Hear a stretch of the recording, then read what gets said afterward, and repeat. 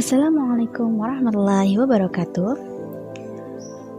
Kami dari kelompok 9 akan mempresentasikan hasil diskusi kami mengenai sejarah pemikiran ekonomi dari Imam Al-Makrizi. Saya, Nurul Ali Isnaini, dan kedua teman saya, Ayu Novitasari dan juga Isnaini Rahmawati. Yang pertama, saya akan menjelaskan mengenai biografi Al-Makrizi. Nama lengkap Al-Makrizi adalah Taqiyuddin Abu Al-Abbas Ahmad bin Ali bin Abdul Qadir Al-Husaini. Beliau lahir di desa Barjuang, Kairo pada tahun 766 Hijriah atau 1364 sampai 1365 Masehi. Pendidikan masa kecil dan remaja Al-Makrizi berada di bawah tanggungan kakeknya dari pihak ibu, Hanafi ibn Sa'id, seorang penganut mazhab Hanafi. Kakeknya meninggal dunia pada tahun 786 Hijriah atau 1384 Masehi. Al-Makrizi merupakan sosok yang sangat mencintai ilmu. Beliau mempelajari berbagai disiplin ilmu. Di antara tokoh terkenal yang sangat mempengaruhi pemikirannya adalah Ibnu Khaldun, seorang ulama besar dan penggagas ilmu sosial termasuk ilmu ekonomi. Pada tahun 788 Hijriah atau 1386 Masehi, Al-Makrizi memulai kiprahnya sebagai pegawai di Diwan Al-Insya, semacam sekretariat negara. Dan pada tahun 791 Hijriah atau 1389 Masehi, Sultan Barquq mengangkat Al-Makrizi sebagai muhtasib di Kairo.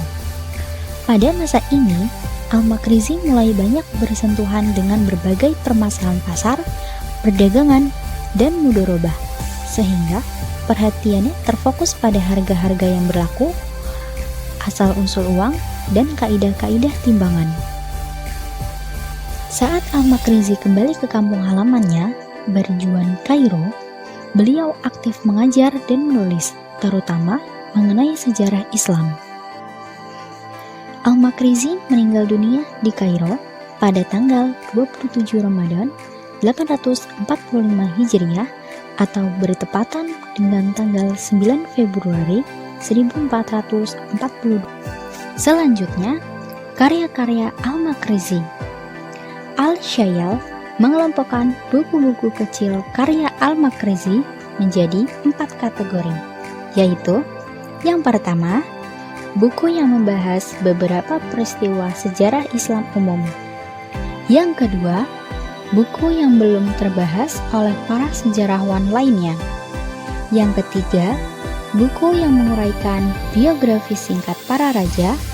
Dan yang keempat, buku yang mempelajari beberapa aspek ilmu murni atau sejarah, beberapa aspek sosial dan ekonomi di dunia Islam pada umumnya, dan di Mesir pada khususnya, 2 Masehi. Karya-karya Al-Makrizi yang berbentuk buku besar.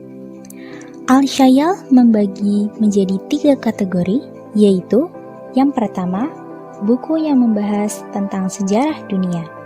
Yang kedua, buku yang menjelaskan sejarah Islam umum. Dan yang ketiga, buku yang menguraikan sejarah Mesir pada Islam. Yang selanjutnya ada konsep uang dari Al-Makrizi. Yang pertama adalah sejarah dan fungsi uang.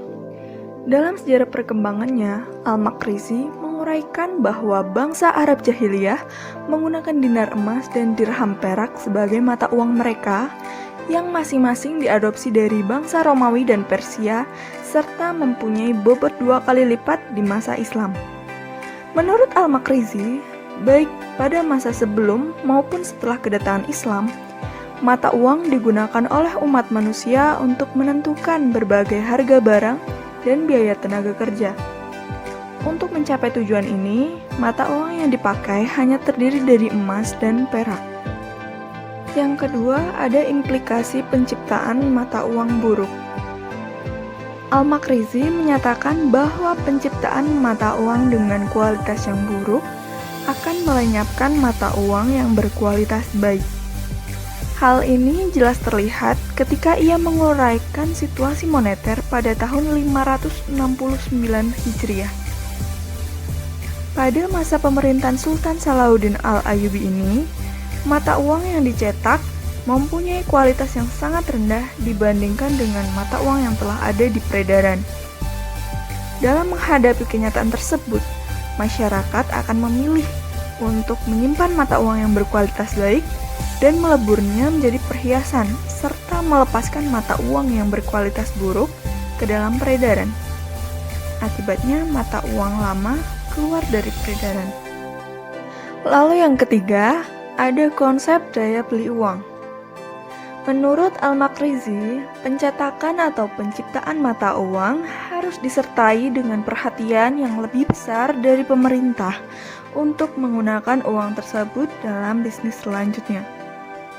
Jika terjadi pengabaian terhadap hal pencetakan mata uang, akan terjadi peningkatan yang tidak seimbang antara pencetakan uang dengan aktivitas produksi, sehingga dapat menyebabkan daya beli real uang mengalami penurunan.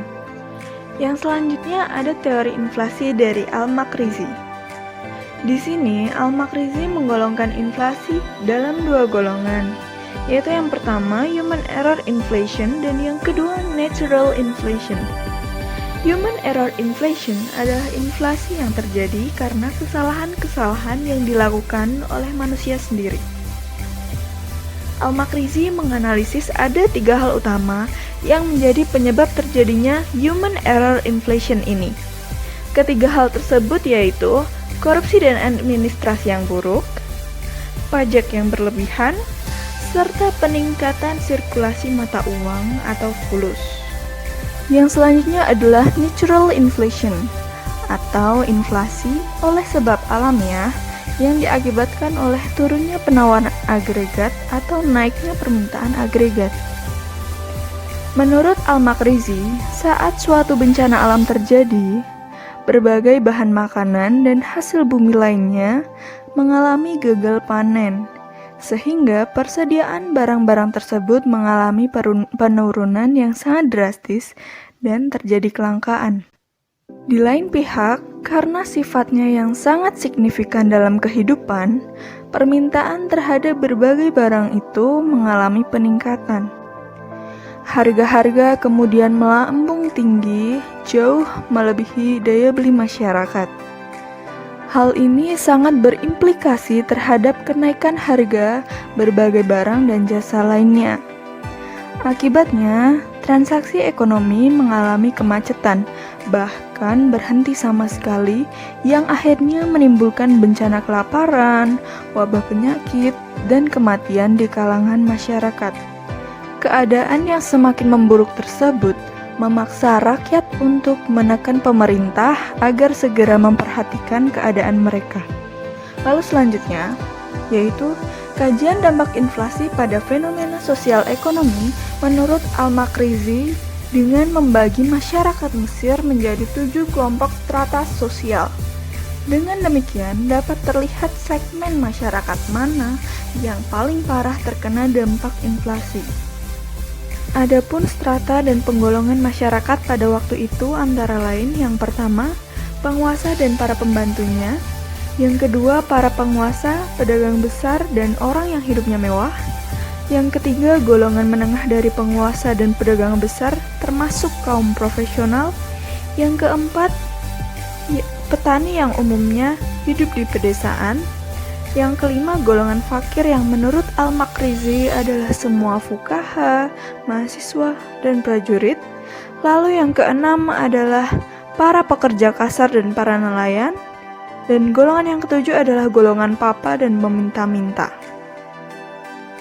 Untuk golongan pertama, mereka menerima nominal income yang lebih tinggi, tetapi purchasing power mereka menurun drastis karena real income mereka merosot tajam akibat inflasi. Namun, golongan ini tidak terlalu parah terkena inflasi.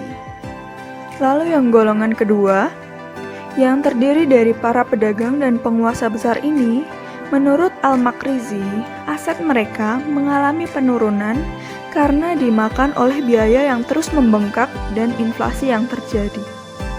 Golongan yang ketiga, yang merupakan kaum profesional mendapat upah yang meningkat secara nominal, tetapi karena melonjaknya harga-harga yang menyebabkan tingkat kehidupannya tetap sama seperti sebelumnya. Untuk dapat melihat dampak yang dirasakan oleh golongan yang keempat, Al-Makrizi membaginya menjadi dua kelompok, yaitu yang pertama, petani menengah atas, dan kelompok yang kedua, yaitu petani menengah ke bawah.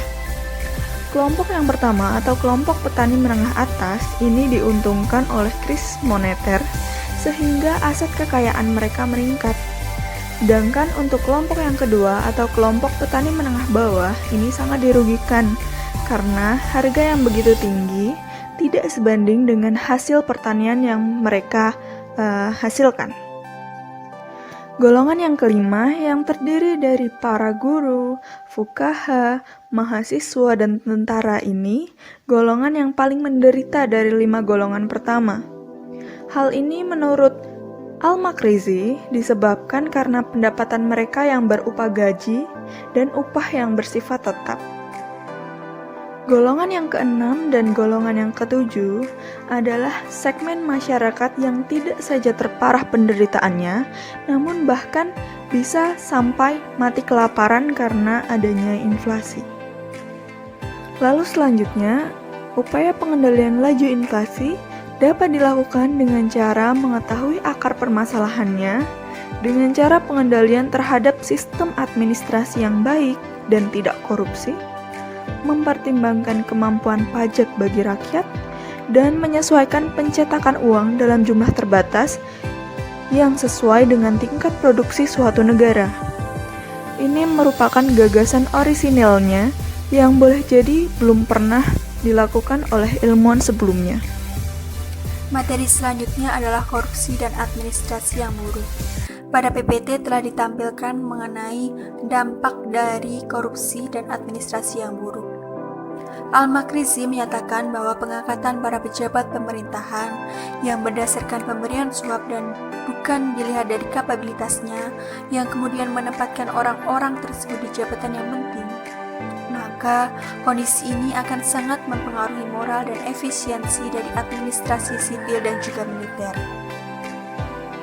Ketika berkuasa, para pejabat tersebut mulai menyalahgunakan kekuasaan untuk meraih kepentingan pribadi, untuk memenuhi kewajiban finansialnya maupun kemewahan hidupnya. Mereka berusaha untuk mengumpulkan harta sebanyak-banyaknya dengan menghalalkan segala cara. Merajalelanya ketidakadilan para pejabat tersebut telah membuat kondisi rakyat yang semakin memprihatinkan, sehingga mereka terpaksa meninggalkan kampung halaman dan juga pekerjaannya.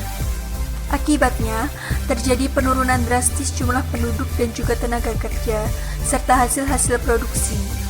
Hal ini sangat berimplikasi terhadap penurunan penerimaan pajak dan juga pendapatan negara. Untuk pihak yang melakukan tindakan korupsi ini, maka mereka bisa mendapatkan hukuman seperti disingkirkan dari jabatan, disita harta kekayaannya, serta dapat dieksekusi dengan hukuman mati. Materi selanjutnya adalah pajak yang berlebihan.